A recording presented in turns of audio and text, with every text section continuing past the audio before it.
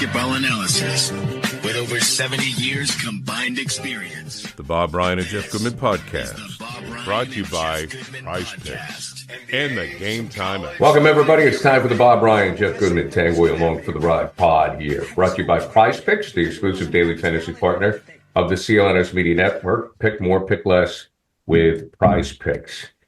Well, guys, I think, Jeff, I'm worried about the health of Bob Ryan with all these threes. I mean, is there a joke here somewhere? The Warriors made 27 threes and lost as a record-breaking night with Dallas and the Warriors. 43 three-pointers, 21 for Dallas and 27 for Golden State. This does not surprise me. What is funny, and this is, you can't make this, up, is that when last we met, I was pointing out to you that a record had been set for the most misses. The Bulls and the Hornets missed 75 threes combined the other night. And then last night in San Francisco, we had the flip side, a new record it makes of 48. And a subplot of that was Klay Thompson's return. And he and Curry each had 7, but on opposite sides, of course. Sure. And of course, and the subplot of the subplot was Doncic had another routine evening, 45, 11, and 11. So, for him. But this 3-point thing, I just within days we have a record of misses and a record of makes, and yeah, it's part of the game. I got some numbers I'll throw at you, and I'll get off this topic. I got 2 separate nights I've taken a full account of the 3-point of shooting in the NBA.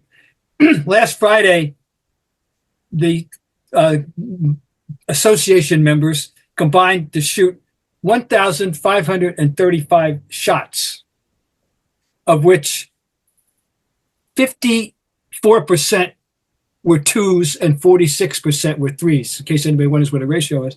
Last night, the association members combined to shoot 1,270 shots, and it was 58% two and 42% three.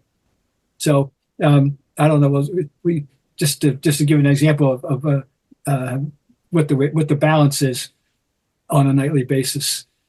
Is it what you thought when you hear those numbers? 54 and 46 versus 58 and 42 in favor of the two? Or nothing surprises me now, Bob. Nothing surprises me anymore. It's hard to put into context how the game has changed over the years. And when I was growing up, obviously when you were growing up, it was bully ball. When I was growing up, for sure. And now it's a shock if your 5-man is not launching threes. And that was a surprise last night, to be honest, is like, you've got a couple bigs that really don't shoot threes for these teams. If you look at it, think about it. Derek Lively is the big for Dallas for the most part. Yeah, and he doesn't shoot threes at all. And then Golden State, I mean, they're going with a small lineup right now, so it's a little different. But Trace Jackson Davis doesn't shoot threes at all. But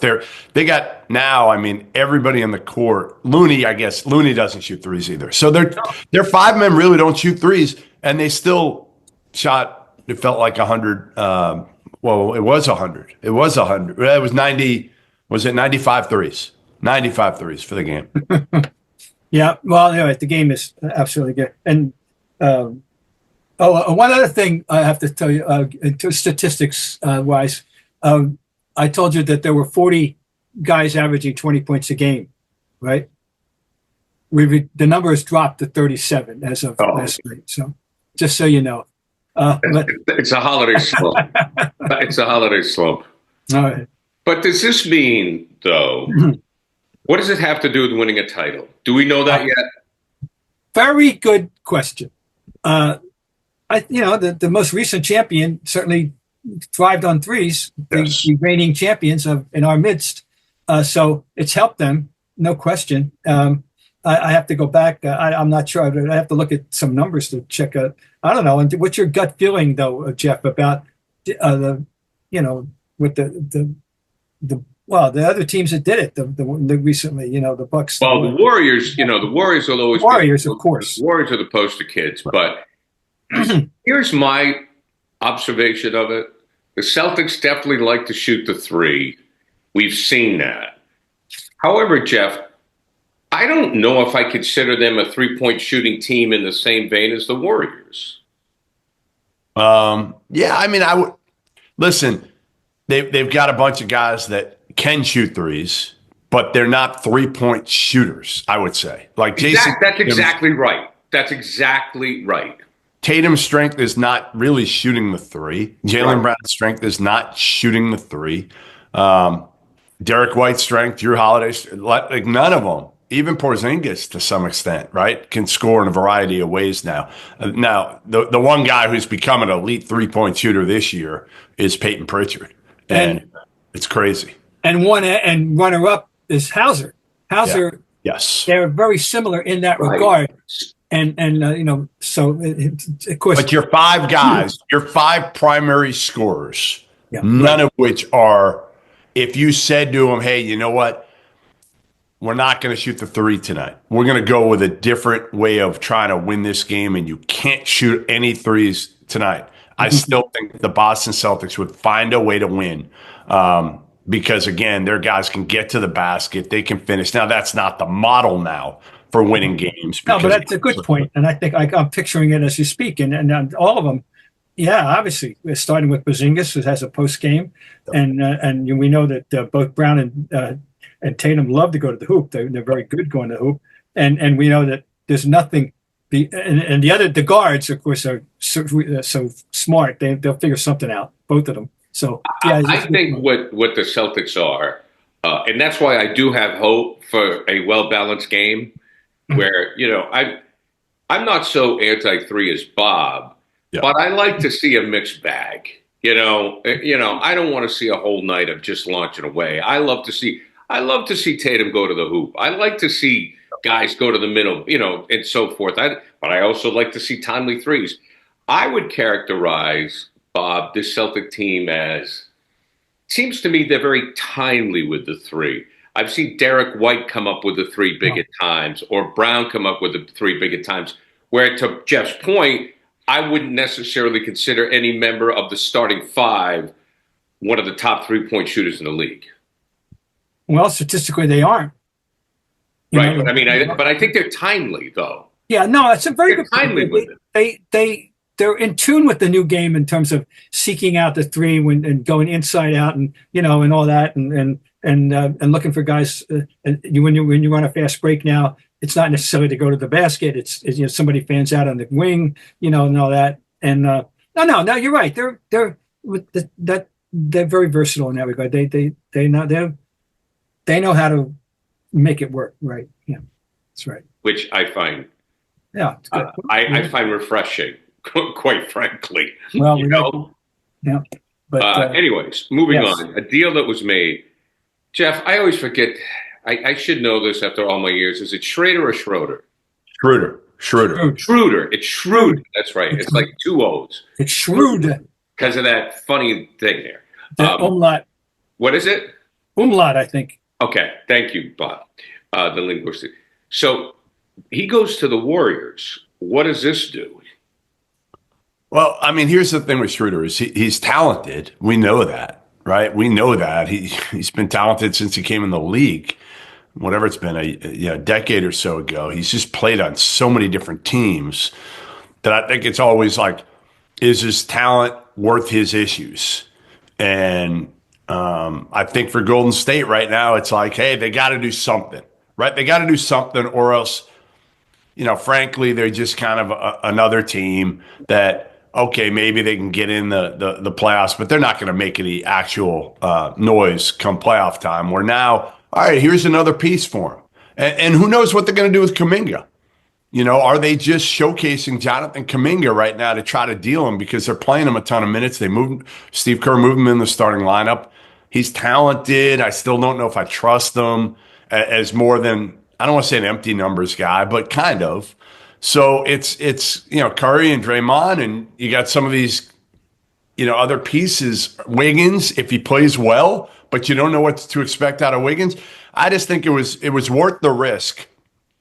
If you're Dunleavy, of making this move, you didn't give up a whole lot. What did you give up? DeAnthony Milton and some second-round picks for Schröder. I don't know anything about Beekman. Yeah, it's worth a shot here to see how it goes. Just because, again, Schröder he's super fast.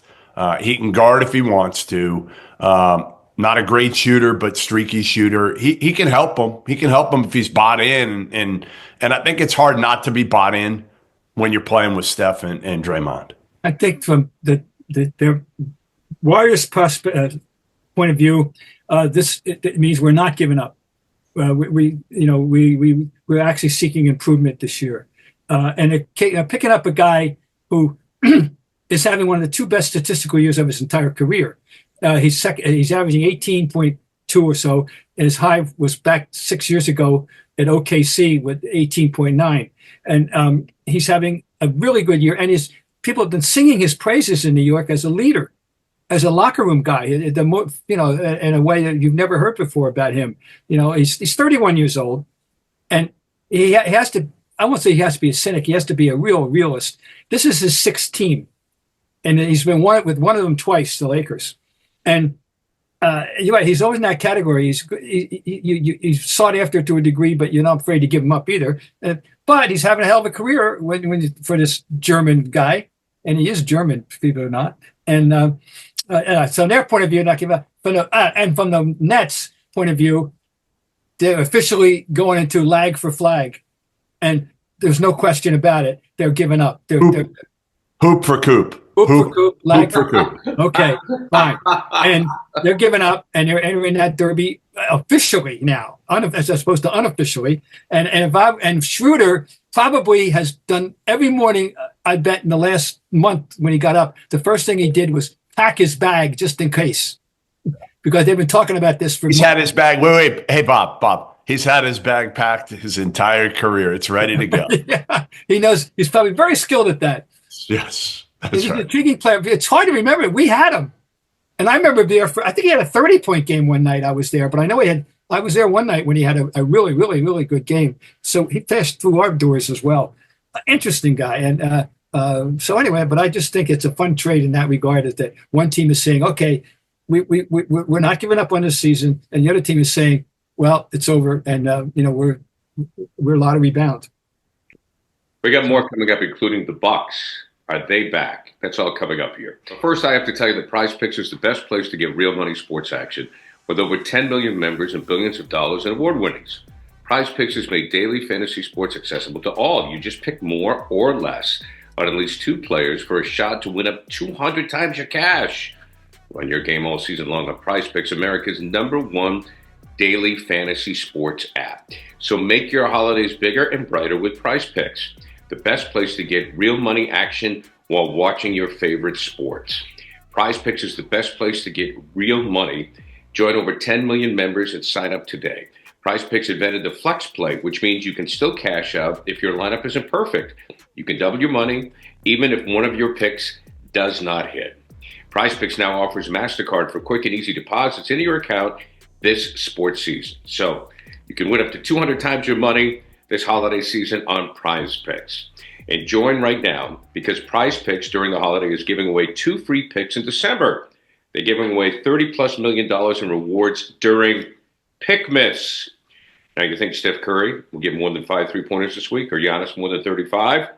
Cook up your hot takes with your friends and win real money this basketball season when you and your crew run your game with Prize Picks. I'll say Jason Tatum for more than 29 points, Anthony Edwards for more than 25, maybe the Brow, Anthony Davis for more than 12 rebounds. All right. Download the app today and use code CLNS to get $50 instantly after you play your first $5 lineup. Again, download the app today and use code CLNS to get $50 instantly after you play your first $5 lineup. Prize Picks, run your game. The Bucks, we talked about them a little bit in the past, Jeff. It seems like the Bucks back? I mean, I don't know if they're back, but again, They should have never been where they were earlier this season. They were horrible out of the gates, and they've been good. But you look at kind of who they've beaten, and now listen. They do have Chris Middleton back. I don't think Chris Middleton is ever going to be the player again that he was a few years ago, pre all these injuries. But they got him coming off the bench. He'll help the second unit. I don't know if he ever gets back to where he's second or third best player on this team, because if he ever did, with Giannis and Lillard, man, then you'd be talking about a Milwaukee team that I don't think could challenge the Celtics, but could, challenge anybody else in the East for the most part. They're good, but again, listen, let me read you some of the teams they've beaten over this stretch. Okay, they were 2-8. They beat Toronto. They beat Detroit. They beat Charlotte. They beat Houston at home. They beat Chicago. They beat Indy. Charlotte again at Miami. Washington at Detroit. Atlanta. They lost to Atlanta. I'm sorry. They lost to Atlanta, lost to Boston. Beat Brooklyn, Orlando without their two best players in Atlanta. Like, who have they beaten? That's a really good win. I mean, let's face it. That's a bunch of pretty much have-nots other than, Indy and maybe Houston? They beat nobody. All right. That's a good point. It's a good point. But I think that what it does do is build self-esteem, confidence, and I don't know, and I'm always rooting for Doc, to salvage his reputation. It's taken such a battering in the last couple of years. And, I want him to get back to people's esteem. They got another guy on the team that I don't say it fascinates me, but he's a team. He's somehow flown under the radar as being a really effective sub, and that's Bobby Portis. Yep. Bobby Portis having another good year. Seems like he always has a good year, and at what he does and what he is. And I trust that he's comfortable in his skin in terms of how he gets used. I don't know. He must be. But anyway, I just want to put a little shout out to Bobby Portis as a unacknowledged, really good contributor to a good team, and he's having another good year. I mean, do we really think Milwaukee, Gary, can do anything more? I guess, again, could they play the Celtics in the Eastern Conference final? Maybe. But does anybody think they could push? I mean, unless Lillard and Giannis go for 40 apiece. And even then, I'm not sure. Well, this is the way I view them. I think it's a damn shame that they didn't win more than one title because I love Giannis as a player. I think that they could cause some problems. If Lillard, but I don't think you just mentioned, the thing about the Celtics, this is why Brad Stevens you cannot say enough about him, is there is nobody that has their depth.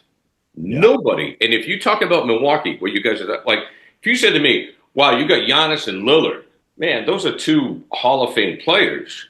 And you go, yeah, so what? The Celtics have 9 deep. So you're right. They're going to have to score 8 a night. And I think if even you look at Minnesota with the deal they made, they're completely out of the picture. I mean, the Celtics are laughing at everybody. I mean, it really is amazing, guys, when you think about it. And this is just coming to the top of my head. When you look at all the other teams we're talking about, the Celtics roster-wise are just smoking them all. You would think with Giannis, Bob, and with Stoudemire that they would be a contender. But to Jeff's point, they're not. It's just not enough. So I think they can cause some problems if they rest them. If they rest them, they could cause some problems. But it's kind of disappointing, really. I mean, if I'm a Buck fan, I'm pissed. Well, and the thing is, it's almost you mentioned the guy, Giannis. You want to get the most out of him, and in terms of W's and L's and championships and all that, and and you haven't. And he's 30 now. He's as good as he's ever been. I mean, he's just scary. God. Are they going to, guys, do you think, Jeff, I'll start with you on this, maybe because I don't know if you've heard out and about, are they going to trade him? I know he's got the big contract and all that stuff, but I mean, are we better off having this guy go to the Knicks? I know you got to work out all the cap stuff, and I just think it sucks if this guy doesn't get to the finals again as an NBA fan. Well, I think at some point he'll ask out. At some point when he realizes, and it's not even up to the player half the time. It's agent driven, right? It's agent driven of hey, let's demand a trade. And we haven't had it in a little while, guys. It's been a while since I feel like somebody's kind of basically, James Hardened it. That's what I call it now. When a player just quits, when they quit and they basically say like, you have to trade me. I mean, can you imagine if this guy, like Bob, what happened? I'm just playing here because, can you imagine if this guy ended up in Houston or like Atlanta? Oh, yeah. That'd be awesome. I mean, you put this guy in Atlanta. I mean, you put this guy with Trey. I think it would be, or Memphis. Any team. It doesn't matter. I want to put him with like a young player. Like if you put him with any of the young guys on Memphis or OKC or Houston. I mean, I think it'd be a fun. It just is. How about Cleveland?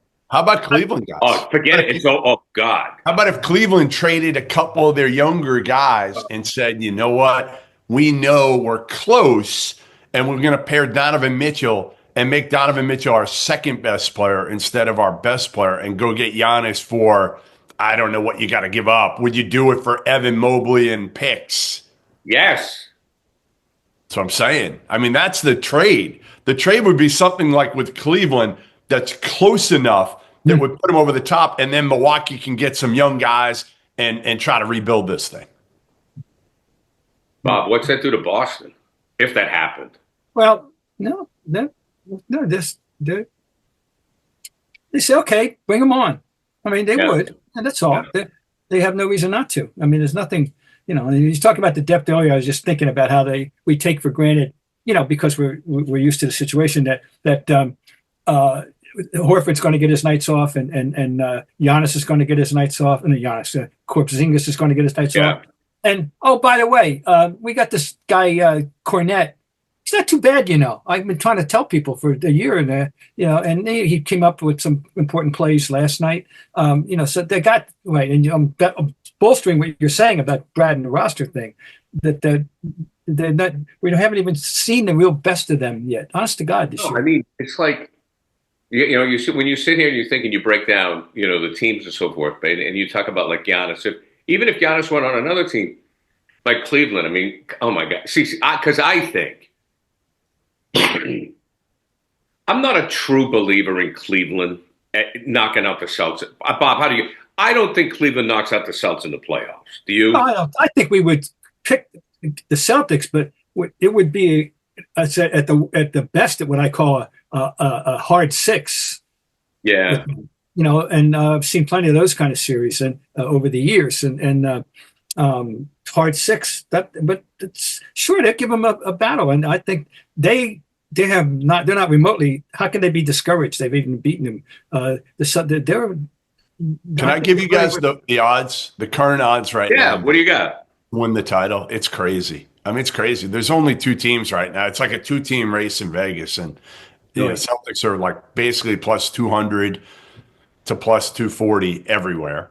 Oklahoma City is like plus 350 to plus 400 everywhere. And after that, it's like Knicks plus 1,200, Dallas plus 1,300, Denver plus 1,800. Yeah, I mean, Jeff, I'm looking at the standings, and it's a joke. I mean, they've just fleeced everybody. Which brings me to this. Let's bring my next question here as I was looking at the standards. Jeff, I'll start with you on this one. How much do you believe in the Grizzlies and the Rockets to stay in the top four in the West for the whole season? Yeah, I mean, I don't necessarily. I would think, a Denver or Phoenix, if they're healthy, could go on a run. We'll see what Minnesota can do. Nobody, we still don't understand that trade for Cat when things were going well, but maybe in time they start to figure things out a little bit better. I think one of Memphis or Houston probably stays in the top four, and I think one of them gets bounced. I think Houston's probably the more likely to get bounced.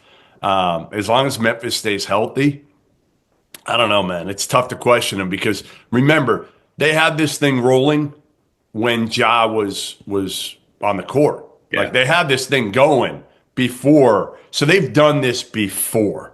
Houston is new to it. I think they're a little bit of a novelty right now, and I think they fall off despite my love for Fred VanVleet and Ime, frankly.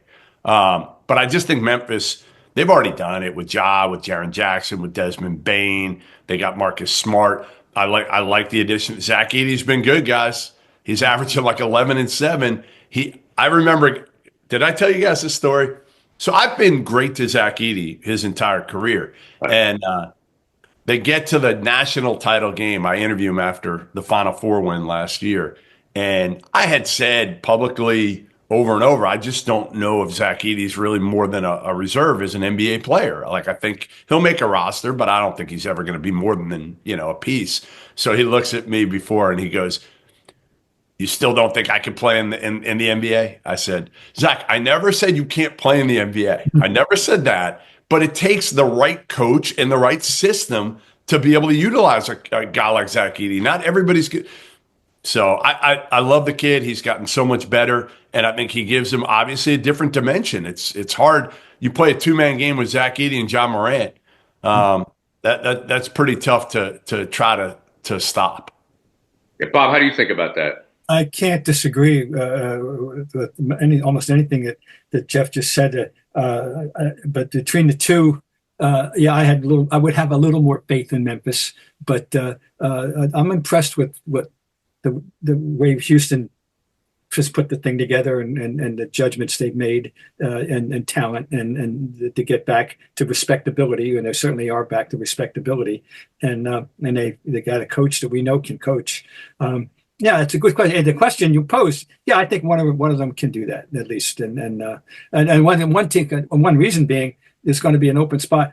And when is Denver ever going to come back to what they were? Yeah. And I don't see that happening. That's a good question. Even with Jokic, who's that's kind of the question to me. I mean, what's going on with Murray? I mean, this has gone on too long now. He just isn't the same as he was 2 years ago. And I don't know that it's due to injury. Is it, Jeff? I don't know what. But I feel like he's had so many big games in the playoffs that people forget that he's kind of been up and down a little bit in his career, right? Like, he's had these huge, huge nights that everybody kind of expects him to have those nights all the time. But yeah, this year, I mean, certainly you look at it, he is not shooting the ball well at all from three. That's a big key right now for Denver. That he was kind of the Robin to Joker, and no question. Yeah, he hasn't been nearly good enough. And Christian Brown's been good, guys. He's been very good this year. But do they have a reliable number two guy? Michael Porter, again, you don't know what you're going to get every single night. So I think there's too many question marks. Yeah. And that's where the Celtics are so good, is because they're all their guys are reliable. Like, they may have an off night here or there, right? But first of all, we know they're going to give it to you on the defensive end, pretty much all their guys for the most part. And one of them can have a night off, and it doesn't really affect you that much, where if Porter or Murray has a bad night, a night off, they just don't have quite enough around them. Yeah, I agree. We have proof of the Celtics. They casually won without Tatum the other night. It was no big deal. It was easy. Right. Really, it really was. I want Bob Ryan's story time. Bob Ryan's story time. Here we go. We just heard Jeff talk about how Zach Edey came up to him and said, so you don't think I can play in the NBA? Bob, give me a player that confronted you after you wrote something about him negatively or thought that you disrespected him. I was covering a game in San Diego, and in the early 80s, or late, okay, and this was went down to the wire, and the Celtics pulled out the win.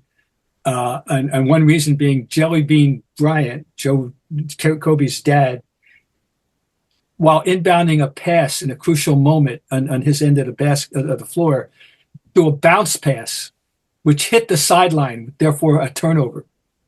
It's a very classic Jelly Bean Bryant move, by the way. So anyway, the game ends, and I'm in the locker room, and I believe I was going to be talking to Randy Smith, and who was a wonderfully nice guy. And I hear a voice behind me.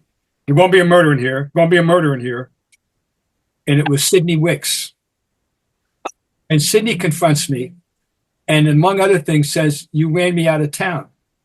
And for once, and maybe the only time in my entire professional life, I summoned the right thing to say, and not an hour later. I said, Sydney, if I thought I had the power, I would have done it sooner. And but at least he didn't get physical. Though threatening homicide, he didn't act on that urge at all. So I love the rebuttal, though. And let me tell you, Bob, all of us wish you had the ability and could have done it sooner, because the Sidney Witch, Curtis Rowe era is the worst. It's worse than AC Earl. I don't care. It was the worst for me as a Celtic fan.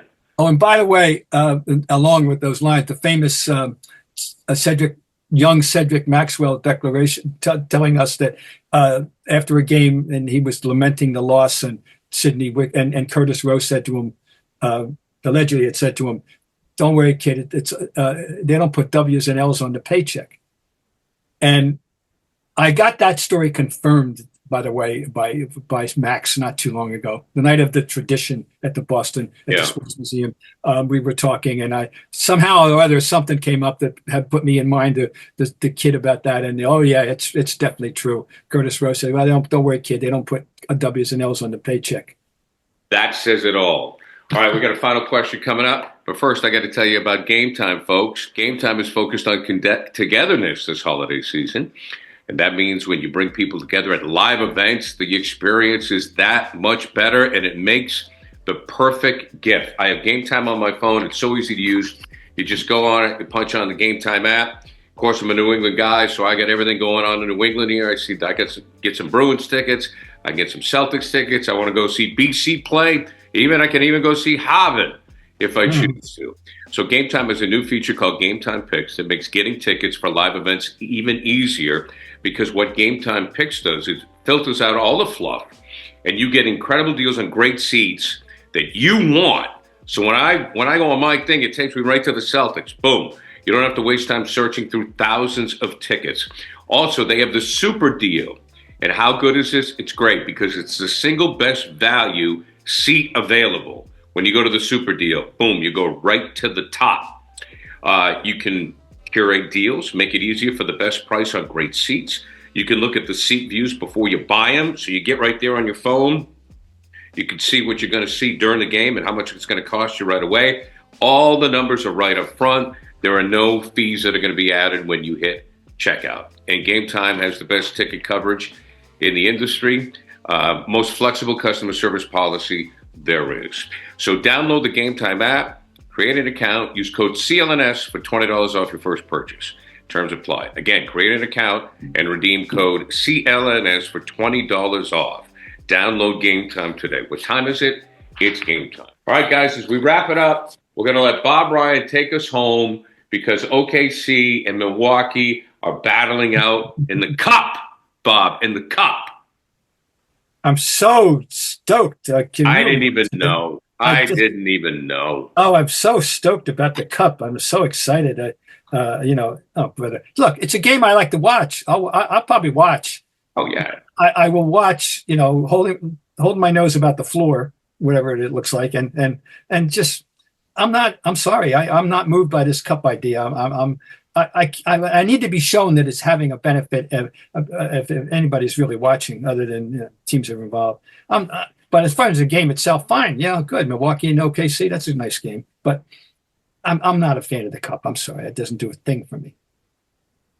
Period. I'm with you. I honestly couldn't care less about the cup. It does nothing. These designs on the floor, on the court, are terrible. And again, maybe, people are going to accuse us of just being old, which we are, I guess. But let's get rid of the cup. Of course, we're from a generation where the game is enough, right? I don't need fantasy. I don't need to gamble. I can simply sit there and watch the game. Even if I go to an NBA game, I don't need all the T-shirts and the dancers and all that, but that's fine. The question is, has it helped the NBA? And I think it's helped the NBA in this. It's brought some money from sponsorships. I think that's it. But I don't think The reason last year I think that it caused some buzz was because LeBron was in it. It's true. It's like LeBron was in the finals. So we started to think, oh, wow, maybe the Lakers will make a run. Maybe they got something going. Maybe this is an indication of things to come. It wasn't. So I think all it does do is it's good for the people who make the floors, and the sponsors pay the NBA a lot of money. No, and the nice thing about it, some bench warmers are going to get a nice little bonus that. Yes.